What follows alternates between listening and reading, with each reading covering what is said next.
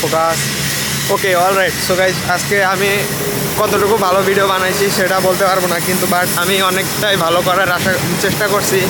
আর হচ্ছে আমার কথাটাও শোনা যাইতেছে কি না এটাও আমি জানি না, বাট আমি হচ্ছে আজকে সকালে ঘুম থেকে উঠেই ভাজি দিয়ে ভাত খাইছি আমি। তারপরে গ্যাসের কোনো ওষুধ খাইনি, ভাত ভাত খাইছি। তারপরে এসেই চান্দাকোনা এসে বাসে উঠছি।